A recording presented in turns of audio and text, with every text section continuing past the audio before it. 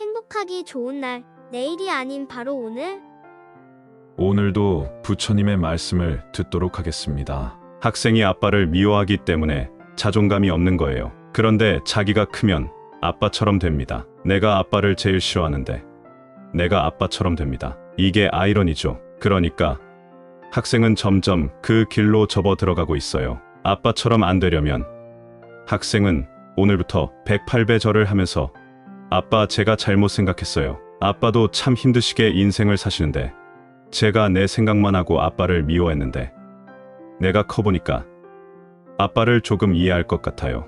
아빠, 감사합니다. 이것이 지금은 도저히 안 받아들여지겠지만 억지로라도 아빠 참 힘들었겠다. 아빠, 참 고맙다 하는 마음을 내면 점점 내 속에서 아빠에 대한 미움이 사라지고 학생이 좋아져요. 내가 누군가를 미워한다고 그 사람처럼 된다는 것은 아니에요. 자기는 아빠의 업을 받아서 그렇거든요. 자기가 아빠에게 감사기도를 해야 벗어날 수 있어요. 아빠처럼 되고 싶으면 미워하고, 벗어나고 싶으면 감사기도를 해야 돼요. 학생도 아빠처럼 자기 컨트롤이 잘 안 됩니다. 아빠도 할머니한테 그걸 받아서 자기 컨트롤이 안 되는데 학생이 커서 남들이 보면 아빠와 똑같다 그래요.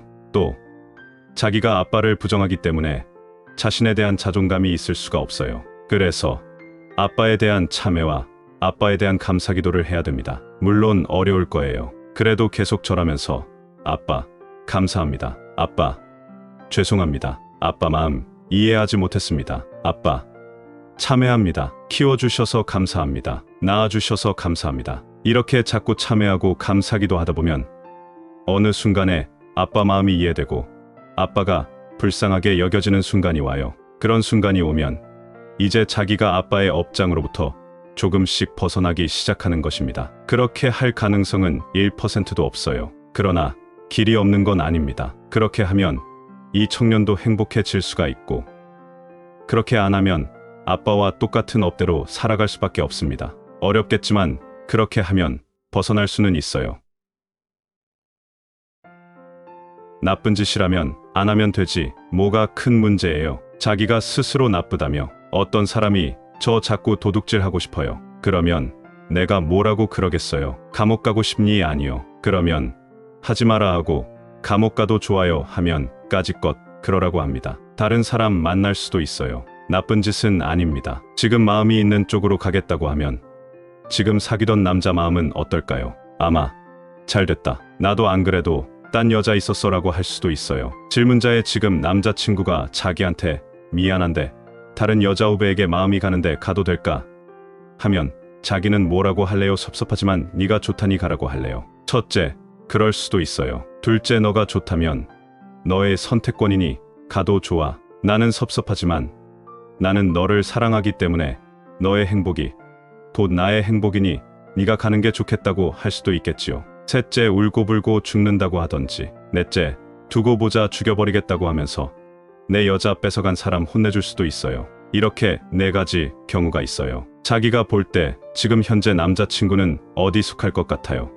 맨 마지막은 아닐 것 같죠.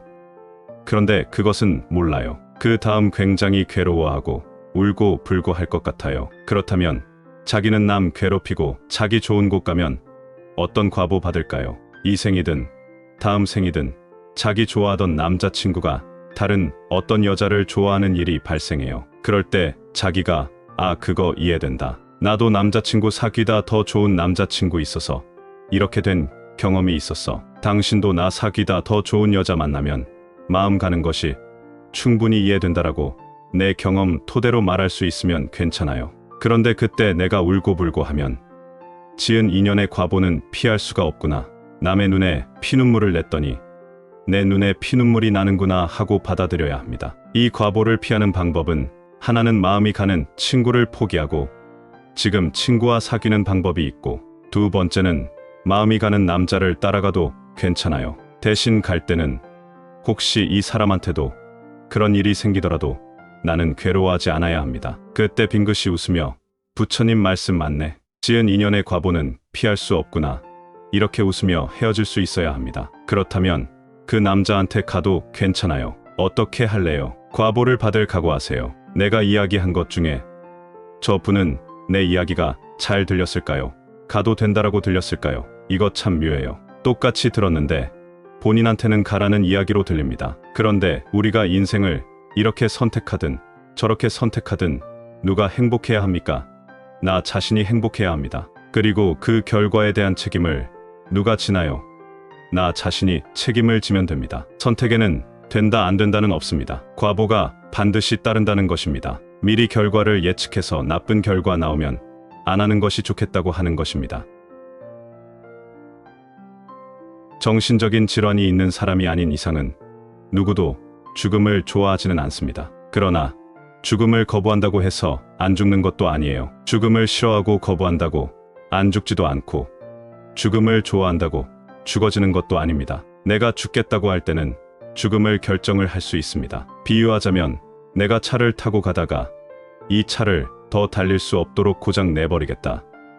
이렇게 마음먹는 것은 내가 결정할 수 있다는 거예요. 엔진을 망치로 때려버리든지 타이어에 구멍을 내버리든지 하면 됩니다. 그러나 이 차를 절대로 고장나지 않도록 하겠다라고 마음먹는다면 그건 불가능해요. 조심해서 쓰면 오래 쓸 수는 있지만 영원히 쓸 수는 없습니다. 그런 관점에서 보자면 질문자가 죽지 않을 방법은 없습니다. 예수님도 부처님도 공자도 맹자도 소크라테스도 다 죽었습니다. 그런데 나라는 개인이 살고 싶어하는 마음에서 보면 죽음이라는 게 큰 고통이지만 나를 떠나서 세상을 보면 죽음은 그냥 하나의 현상이에요. 파도가 일어났다 사라지듯 나무 이파리가 봄에 피었다가 가을에 떨어지듯 이 세상 모든 현상과 같은 하나의 현상에 불과합니다. 아무것도 특별한 것도 아니고 두려워할 일도 아니고 그냥 하나의 현상에 불과합니다. 그런데 자기에게 사로잡히면 이게 엄청난 두려움이 되게 마련이에요. 지금도 전 세계적으로 보면 매 시간마다 수백만 명이 죽어가고 있습니다. 몇 초마다 수천 명이 죽어간다고도 말할 수 있어요. 그래도 나의 문제가 아닐 땐 아무 문제가 없잖아요. 낙엽이 아무리 떨어져도 나뭇가지가 아무리 부러져 떨어져도 산에 있는 벌레나 짐승들이 아무리 죽어도 그게 나한테 아무 영향을 안 미칩니다. 왜냐하면 그건 그냥 자연 현상이기 때문이에요. 세계 곳곳에서 지금 이 순간 다른 사람들이 아무리 죽어나가도 나한테 아무 영향을 안 미치는 거예요. 그만큼 죽음은 자연스러운 거예요. 그런데 나에게 사로잡히면 그게 큰일처럼 느껴집니다. 사실 죽음 자체는 큰일이 아니에요. 질문자는 지금 자기에게 사로잡혀 있기 때문에 죽음이 마치 큰일인 것처럼 생각하고 있습니다. 그냥 때가 되면 죽으면 돼요. 그런데 목을 매달거나 칼로 찌르거나 약을 먹거나 해서 내가 나에게 일부러 위해를 가하지 않는 이상은 죽고 싶다고 죽어지는 것도 아니고 또 죽을 때가 되면 살고 싶다고 사라지는 것도 아닙니다. 태어나고 죽는 거는 내가 하는 게 아니에요. 내가 태어날 때 내가 결정해서 태어난 게 아닙니다. 죽는 것도 내가 결정하는 게 아니에요. 그냥 자연의 현상이에요. 그렇다면 내가 할 수 있는 거는 뭘까요? 사는 동안 괴롭지 않고 행복하고 자유롭게 사는 거는 내가 결정할 수가 있습니다. 부처님께서는 살아있는 동안 내가 자유롭고 행복한 길이 어떤 것인지를 가르치셨어요. 암이라는 것도 의학적으로 보면 별거 아니에요. 우리의 세포가 돌연변이를 해서, 즉 유전자의 변이가 생겨서 일어난 거예요. 지금도 수많은 사람들에게 이런 변이가 일어나고 있습니다. 제 몸의 세포 중에도 매일매일 돌연변이, 즉 세포 변이가 일어나고 있어요. 그런데 대부분은 그 세포 하나만 변이를 일으킵니다. 세포의 수명이 일주일이나 열흘 정도밖에 안 되다 보니 그 세포가 죽으면 변이도 사라져요. 그러나 계속 증식을 하는 돌연변이가 생기면 문제가 되죠. 그런 돌연변이가 위의 세포 중에 생기면 위암이 되고, 폐에서 생기면 폐암이 되고, 피부에 생기면 피부암이 되고, 간에서 생기면 간암이 됩니다. 지금은 그 돌연변이가 다른데 전이되지 않도록 잘라내 버리거나 레이저로 더 이상 변이를 못 일으키도록 중지시키는 방법을 통해 계속 살아갈 수 있습니다. 빠른 속도로 급성 전이가 일어나는 경우도 있습니다. 코로나 바이러스도 독한 게 있고 약한 게 있고 빠르게 번식하는 게 있고, 번식 속도가 더딘 것이 있는 것과 같아요. 전이 속도가 빠른 경우는 조금 위험하다고 말할 수 있겠죠. 그렇지 않은 일반적인 암의 경우 요즘은 조기에 발견해서 수술했다면 금방 죽지는 않습니다. 질문자는 이미 나이가 들었으니 한 10년이나 20년 더 살면 되지 않을까요? 지금부터 100년을 더 살 건 아니잖아요. 지금 나이가 20살 정도라면 10년이나 20년을 더 산다 해도 좀 일찍 죽는 편에 들어가겠지만 60세가 넘었으면 10년에서 20년 정도 더 사는 것으로도 충분합니다. 더 이상 살 게 뭐 있어요. 그런데 현대의학 치료에서 보면 전이가 아주 빠른 암이 아닌 이상 대부분은 10년 이상 사는 것에 큰 문제가 없습니다. 사는 동안 두려워하면서 살다가 죽는 게 나을까요? 하루를 살더라도 편안하게 살다가 죽는 게 나을까요? 내 마음이 불안해도 마찬가지고 내 마음이 편안해도 마찬가지라고 할 수도 있겠죠. 그러나 전문적으로 보면 내 마음이 편안할수록 변이가 덜 일어나고 전이 속도도 늦어진다고 합니다. 내 마음이 편안하면 내가 좋고 병도 늦게 진행되니 좋아요. 내가 조급해하면 할수록 전이도 빨라지고 나도 살아있는 동안 괴롭습니다. 그러니 이익되는 길을 선택하는 게 현명하지 않을까요? 저는 그렇게 생각해요. 저도 심장에 혈관이 하나 막혔다는 이야기를 들었어요. 이런 경우 일반적으로는 스텐트를 박는 시술을 하는데 저는 그런 시술을 안 받고도 이렇게 몇 년이 지났습니다. 질문자처럼 이러다가 갑자기 심근경색으로 죽을 수도 있겠구나. 이렇게 두려워하지 않아요. 다만 조심을 하면 됩니다. 내 병을 모를 때는 모르니까 무리할 때가 있었는데 지금은 내 병을 아니까 조심해서 행동하면 돼요. 이러다가 죽는 거 아니냐. 이렇게 두려움 속에서 하루하루를 살아가는 것은 오히려 본인의 인생을 낭비하는 것입니다. 질문자의 경우 말로는 죽을 때 되면 죽겠다고 하지만 그래도 속으로는 오래 살고 싶은 거예요. 그래서 자꾸 불안해지는 겁니다. 그러나 마음이 불안해지면 병도 빨리 전이되고 나도 매일매일 괴롭게 살아야 합니다. 바보 같은 짓 아니에요.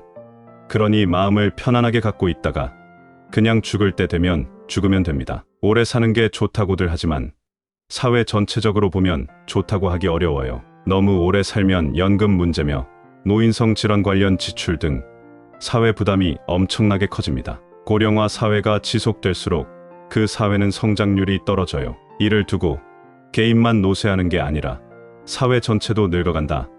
이렇게 표현합니다. 그러니 오래 사는 게 마냥 좋은 게 아니에요. 그렇다고 일부러 죽어야 한다는 이야기는 아닙니다. 다만 죽음을 두려워할 필요는 없다는 거예요. 옛날 같으면 60세까지만 살아도 많이 살았다고 했습니다. 요즘은 60세는 조금 아쉬우니까 70세 정도로 잡더라도 그 나이를 넘었다면 일부러 죽을 필요는 없지만 죽음을 두려워할 필요도 없지 않을까요? 살 만큼 살았다. 그러나 나에게 좀 더 기회가 주어진다면 좋은 일을 좀 더 하고 죽겠다. 이런 정도로 생각하면 어떨까 싶어요. 그래도 불안하면 안정제를 드세요. 안정제를 안 먹어야 좋은지 먹어야 좋은지 따지지 말고 도움이 되면 그냥 드세요. 독약이거나 마약이 아닌 이상은 그냥 먹으면 돼요. 저도 매일 심장약을 먹으면서 이렇게 살잖아요. 그걸 두고 언제까지 먹습니까? 이렇게 묻는 사람들이 있는데 밥을 언제까지 먹고 고기를 언제까지 먹느냐는 질문을 하는 사람은 아무도 없어요. 숨 넘어갈 때까지 먹는 게 당연하니까요. 그런 것처럼 약도 그냥 먹으면 됩니다. 약 먹는 게 뭐 그리 어려운 일이겠어요. 양도 밥보다 훨씬 적고 먹는 시간도 적게 들잖아요. 입에 넣고 물 한 모금 꿀떡 삼키면 넘어가는데 굳이 그걸 갖고 언제까지 먹어야 하느냐라는 얘기를 할 필요가 없습니다. 다만 약 부작용이 나타난다면 그 문제는 의사와 상담해서 조정을 해야겠죠. 그런 관점을 갖고 마음을 편안히 하시면 좋겠다 싶습니다. 어릴 때는 조그마한 일도 큰 상처가 될 수 있어요. 이제는 아이가 상처를 안 입도록 도와야 합니다. 아이가 어릴 때 엄마가 고함을 치고 혼을 냈다면 아이 심리가 약간 위축이 됐을 수 있어요. 그런 원인으로 학교에 가서도 아이가 위축되어 있으니까 친구들이 놀릴 수 있습니다. 어른은 어려운 사람이 있으면 도와주는데 아이들은 철이 없기 때문에 오히려 그런 사람을 놀립니다. 예를 들어 같은 반에 얼굴이 좀 까맣고 엄마가 동남아 출신인 아이가 있으면 애들이 놀린단 말이에요. 잘못된 행동이지만 아이들 세계에서는 어쩔 수가 없어요. 아이들이 그런 걸 다 알면 어른이죠. 그래서 선생님이 아이들에게 어릴 때부터 남을 괴롭히면 안 된다는 평등 교육을 시켜야 해요. 아이들이 싸우거나 갈등이 있으면 불러서 막 벌을 세우거나 야단치지 말고 입장을 바꿔놓고 생각하도록 교육을 시켜야 합니다. 그런데 우리 선생님들 중에 그렇지 않은 분들이 있어요. 막 야단치고 벌만 세워요. 그럼 애들이 더 기분이 나쁠 거 아니에요. 그럼 뒤에서 괴롭히던 애를 더 괴롭혀요. 이게 반복이 됩니다. 요즘 학부형들은 아이가 조금만 상처를 입거나 문제가 생기면 학교에 가서 선생한테 항의를 하고 상대편 학부형한테 항의를 하니까 아이들 관계가 더 나빠집니다. 조금 지혜롭게 대응하는 게 필요합니다. 내가 아이가 어릴 때 고함을 지르며 키워서 아이 심리가 억압되고 위축됐구나. 이것이 아이에게 좀 영향이 있나 보다.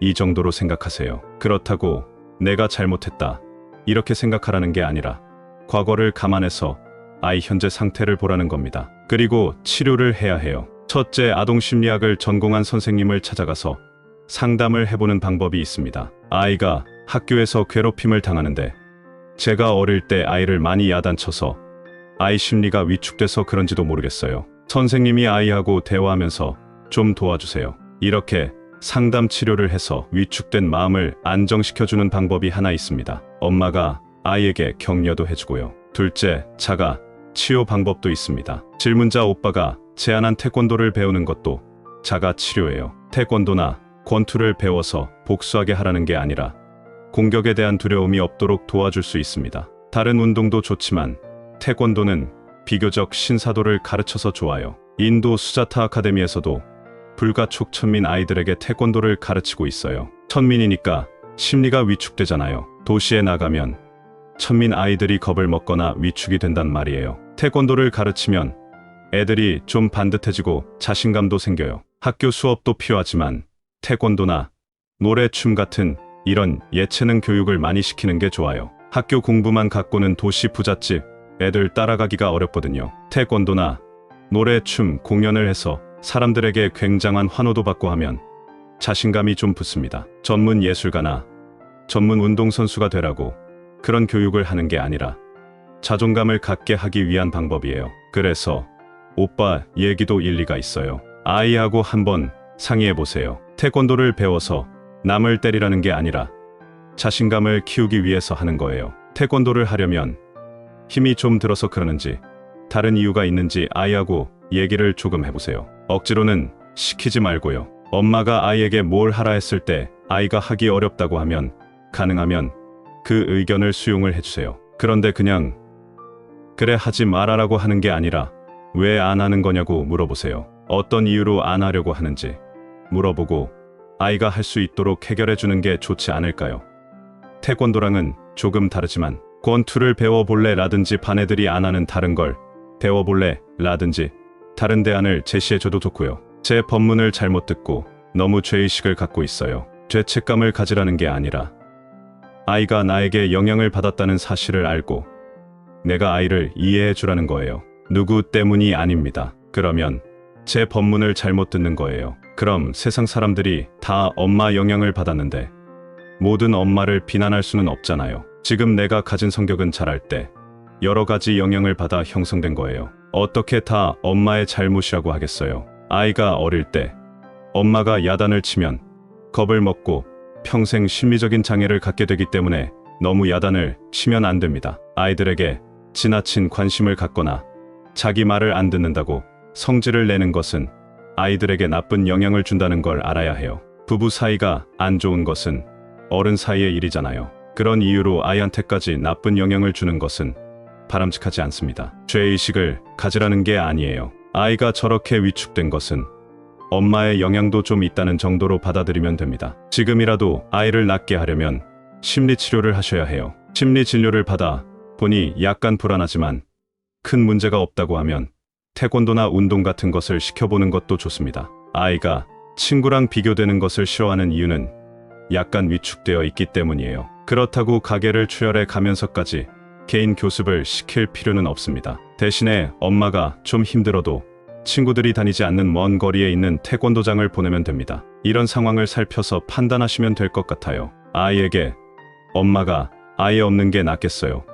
그 정도 수준의 엄마라도 있는 게 낫겠어요? 좀 부족한 엄마라도 아이 옆에 있는 게 낫습니다. 자꾸 엄마가 잘못했다 하고 죄의식을 가지면 아이의 심리가 더 위축이 돼요. 엄마가 당당해야 아이도 당당해집니다. 아이가 엄마가 문제다 하고 얘기를 해도 그래도 엄마가 없는 것보다는 있는 게 낫잖아. 이렇게 웃으면서 얘기해야 합니다. 아이가 엄마 싫어 한다고 해서 또 위축이 돼서 잘못했다고 하면서 울고 빌고 이러면 안 돼요. 그러면 아이에게 자신감이 더 없어져 버립니다. 엄마가 먼저 당당해야 합니다. 우리 집은 가난하고 어쩌고 하면서 아이가 불평을 해도 그래 맞다. 그래도 인도에 한번 가봐라. 우리 집보다 더 못 사는 집이 많다. 이렇게 말할 수 있어야 해요. 아이가 불평을 한다고 너는 불효한 놈. 이렇게 야단치지 말고 아무렇지도 않게 얘기해줘야 합니다. 그래야 아이들이 밖에 나가서 자신감을 가져요. 엄마가 돈을 못 벌어서 미안하다. 이런 식으로 얘기하면 아이가 일시적으로는 좋아할지 몰라도 밖에 나가면 자신감이 없어져서 부모의 직업을 속여요. 아빠가 운전기사 하는데 자동차 운수 회사 한다고 친구들한테 거짓말을 하는 일이 생기는 겁니다. 부모의 상태를 아이들한테 당당하게 보이고 얘기하는 것이 좋습니다. 아이가 비판을 하면 인정할 건 인정하세요. 하지만 아이가 지나친 요구를 하면 그건 못 들어줘. 엄마 아빠가 수입이 이거밖에 없는데 그걸 어떻게 해줘? 그건 안 돼. 이렇게 딱 잘라야 합니다. 내가 어떻게 이걸 해달라고 하냐 하고 야단치지 말라는 뜻이지 해주라는 게 아닙니다. 엄마가 해줄 수 없는 것은 못 해준다고 편하게 말해야 합니다. 그래야 아이들이 정상적으로 크는 거예요. 질문자의 앞길이 어떻게 될지 훤히 보이네요. 그런 생각을 자꾸 하면 앞길은 자살하는 것밖에 없어요. 결국 종착역은 자살입니다. 살아서 뭐 하냐 죽는 게 낫겠다 하는 결론에 도달하는 고속도로에 지금 올라탄 거예요. 결혼하면 뭐 하나 그래봐야 애 낳고 살다가 결국 죽는 것 아닌가. 돈 벌고 큰 집 사면 뭐 하나 결국 죽을 것 아니냐. 우주적 관점에서 보면 지구도 하나의 티끌에 불과한데 그런 티끌 같은 곳에서 사는 게 무슨 의미가 있을까? 이런 생각이 계속 들 겁니다. 그런 의문이 깨달음으로 나아가면 괴로움이 없는 길로 가는 건데 질문자처럼 그런 생각이 자꾸 허무하게만 느껴지면 경쟁할 필요도 없네. 결혼할 필요도 없네. 결혼도 안 해도 되네. 결국 죽을 건데 이렇게 가게 될 가능성이 높습니다. 살아서 뭐 하나 이런 생각을 하면 마치 불교를 좀 아는 사람 같고 도를 깨달은 사람 같지만 그 종착역은 죽음이에요. 어차피 모든 사람은 다 죽게 되어 있습니다. 그러면 질문자는 또 이렇게 말할 거예요. 너도 죽고 나도 죽는데 빨리 죽으나 늦게 죽으나 무슨 차이가 있나. 하루살이가 저녁 10시에 죽으나 오후 4시에 죽으나 무슨 차이가 있나.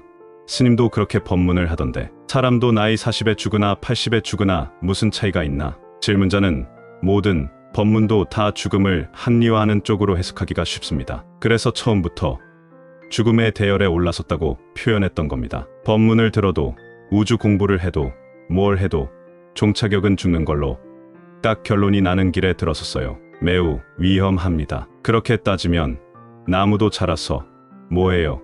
어차피 사람이 베어갈 것인데요. 닭이나 소도 살아서 뭐해요? 어차피 사람이 잡아먹을 건데요. 이런 관점에서 세상을 바라보면 이 세상의 만물이 생존할 필요가 없어지는 거예요. 이런 생각은 반생명적 사고방식입니다. 컴퓨터도 병이 들면 백신 치료를 해야 하듯이 질문자는 지금 정신적인 병이 든 거예요. 지금 이런 병이 현대인들에게 전염되다시피 유행을 하고 있습니다. 전 세계에서 한국의 자살률이 가장 높잖아요. 가난하거나 배가 고프거나 학대를 받는 사람들이 많아서 자살률이 높은 게 아니에요. 가난한 나라나 독재 국가의 자살률이 많은 게 아니고 경제적으로 부유한 나라의 자살률이 높습니다. 자살은 대부분 정신적인 병이라고 할 수 있습니다. 사회적으로는 경쟁의 압박이 높아서 자살한다. 너무 빈부격차가 심해서 자살한다. 가정폭력에 의해서 자살한다. 왕따를 시켜서 자살한다.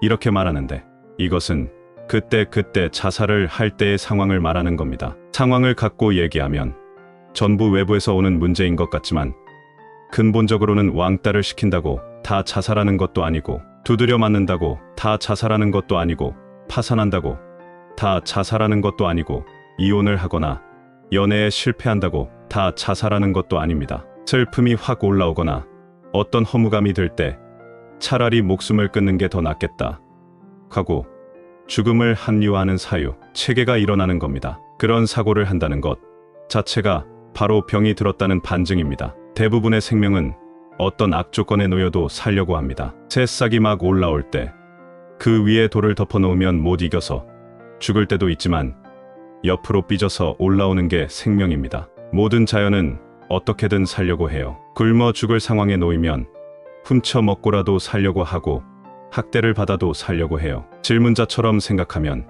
옛날 노예들도 다 죽어버렸지. 무엇 때문에 살았겠습니까? 질문자는 삶에 대해서 너무 환상을 갖고 있는 것 같아요. 병인 줄 알고 치료를 받아야 합니다. 뭘 해봤자 아무 의미가 없는 건 맞아요. 그 부분은 질문자와 스님의 생각이 같습니다. 그런데 차이는 결론이 다르다는 겁니다. 질문자는 그래서 죽겠다는 것이고 스님은 그래서 죽을 필요가 없다는 거예요. 뭘 해봤자 아무 의미가 없다는 것을 깨달으면 오히려 사는데 힘이 하나도 안 듭니다. 아이가 공부를 꼴등하면 어때요? 1등 해도 죽고 꼴등을 해도 죽는데요. 아이가 공부를 잘하든 못하든 내버려 두고 나는 나대로 살면 됩니다. 훨씬 자유롭게 살 수 있는데 질문자는 그러니까 죽어야 된다고 결론이 나거든요. 그래서 제가 병이라고 말하는 겁니다. 질문자의 사유는 아주 훌륭해요. 마치 깨달은 사람처럼 보일 정도로 사유가 훌륭합니다. 단지 그 종착역이 죽음이라는 데에 문제가 있어요. 그래서 살아서 뭐 하냐 이렇게 결론이 나는 게 문제입니다. 스님은 그러니까 웃으면서 살아야지 이렇게 결론이 나거든요. 반대로 질문자는 그러니까 죽어야지 이렇게 결론이 난다는 겁니다. 해결책은 한 생각을 바꾸는 겁니다. 그러니 괴로울 일이 없네. 이제 편하면 살면 되네. 죽을 때가 되면 알아서 죽을 거니까 일부러 죽을 필요가 없구나. 이렇게 생각을 한번 바꿔보세요. 살다 보면 온갖 사람이 다 있죠. 제 얘기를 듣고 스님은 죽겠다는 사람한테 말을 너무 쉽게 하네요 하고 문제를 제기하는 사람이 있을지 모르겠습니다. 죽겠다는 사람하고도 우리는 웃으면서 대화를 해야 하는 거예요. 죽을 때 죽더라도 하루라도 웃어야죠. 불교를 잘못 공부하면 결론이 허무주의에 빠질 위험이 높습니다. 제법이 공한데 살아서 뭐 하나 이런 생각을 해서 자살하는 사람이 생깁니다. 잘못 깨달으면 죽어도 된다는 결론에 이르게 됩니다. 여러분들이 삶에 대해 의미를 너무 많이 부여하기 때문에 이런 부작용이 생기는 겁니다. 풀 한 폭이 나는 것이나 나무 한 그루 자라는 것이나 토끼 한 마리 뛰어다니는 것이나 한 사람이 사는 것이나 모두 똑같아요. 아무런 차이도 없습니다. 그래서 일부러 죽을 필요도 없고 억지로 살려고 할 필요도 없어요. 그냥 인연 따라 살아가면 되는 거예요. 그러면 괴로울 일이 없습니다. 질문자가 인생에 대해 너무 높은 환상을 갖고 있어서 그래요. 자기 자신을 너무 과대평가하고 있기 때문에 이렇게 사느니 죽는 게 낫지 하는 생각이 드는 겁니다. 꼭 유명한 배우가 되어야 인생이 살만한가요? 꼭 부자가 되어야 인생이 살만한가요? 인생을 사는 이유를 알아야 된다고 자꾸 생각하는데 사는 데는 이유가 없어요. 그냥 사는 겁니다. 이유가 없는데 이유를 찾기 때문에 결론은 죽음에 이르게 되는 거예요. 이유가 있기 이전에 존재가 먼저입니다. 우리는 이미 살고 있고 그 다음에 생각을 하는 겁니다. 생각을 해서 자기 자신을 죽이는 것은 자연에 역행하는 거예요. 내가 살아있으니까 생각을 할 수 있는 겁니다.